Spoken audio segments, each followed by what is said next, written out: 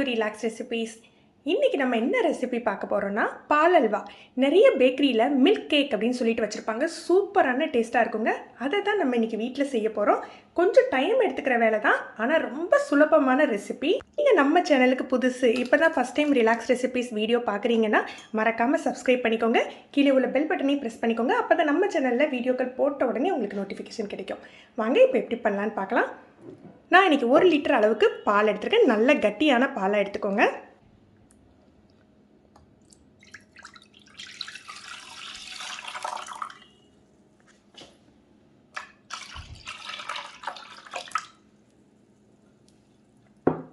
முதல்ல இந்த பாலை காய்ச்சறது தாங்க வேலையே. நல்ல பால் பாதி அளவு ஆகிற அளவுக்கு நம்ம காய்ச்சிக்கலாம்.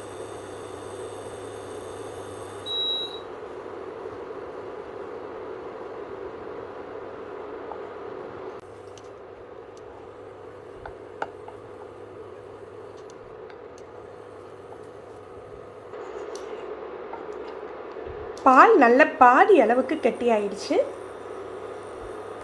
இப்போ இதில் நம்ம லெமன் ஜூஸ் சேர்த்துக்க போகிறோம். பாருங்கள், இந்த அளவுக்கு தான், ஒரு அரை டீஸ்பூன் தான் சேர்த்துக்கணும். அதையும் கொஞ்சம் கொஞ்சமாக சேர்த்து கிளறிக்கணும். நிறைய சேர்த்துடக்கூடாது, இல்லது புளிப்பு இறங்கிடும். இந்த பால் அல்வா பார்த்திங்கன்னா கொஞ்சம் கொரப்பாக இருக்கும், ரொம்ப நைஸாக ஸ்மூத்தாக இருக்காது. அந்த மாதிரி வர்றதுக்காக தான் நம்ம லெமன் ஜூஸ் சேர்த்துக்கிறோம்.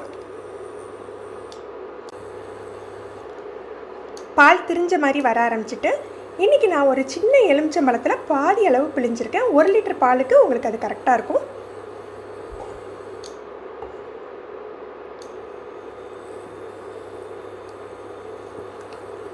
இன்னும் கொஞ்சம் கட்டியான பிறகு நம்ம சீனி சேர்த்துக்கலாம்.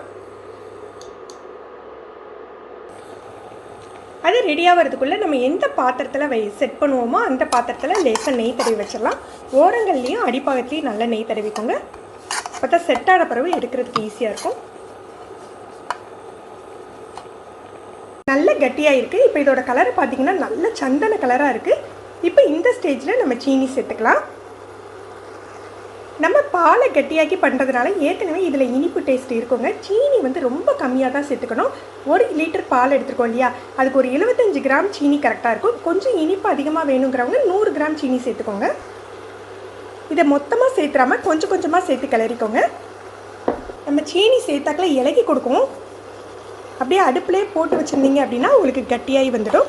ஒரு நல்ல கோல்டன் கலரில் வரணுங்க, அது வரைக்கும் இருக்கட்டும். இந்த ஸ்வீட்டுக்கு நிறைய நெய் தேவைப்படாதுங்க. 1 லிட்டர் பாலுக்கே 1.5 டீஸ்பூன் நெய் போதும். நான் நான்ஸ்டிக் பாத்திரம் எடுத்துருக்கேன். நீங்கள் கொஞ்சம் நல்ல அடி கனமான நான்ஸ்டிக் பாத்திரம் இல்லை அடி கனமான பாத்திரம் எடுத்துக்கோங்க.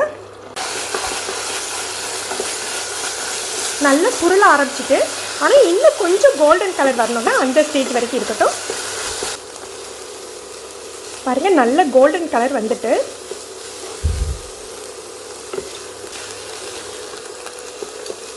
பாருங்கள் எப்படி இருக்குன்ட்டு. நீங்கள் அல்வா மாதிரி கேக் மாதிரி வேண்டாம், அல்வா மாதிரி வேணும் அப்படின்னா இதோட ஒரு ஸ்டேஜ் முன்னாடியே ஆஃப் பண்ணிக்கோங்க.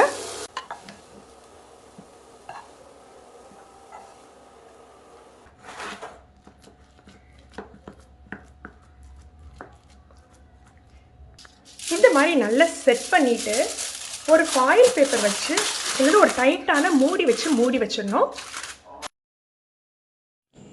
இதை ஒரு 2 to 3 hours அப்படியே மூடி வச்சுடுங்க. அந்த சூட்டோடையே அப்படியே இருக்கணும்.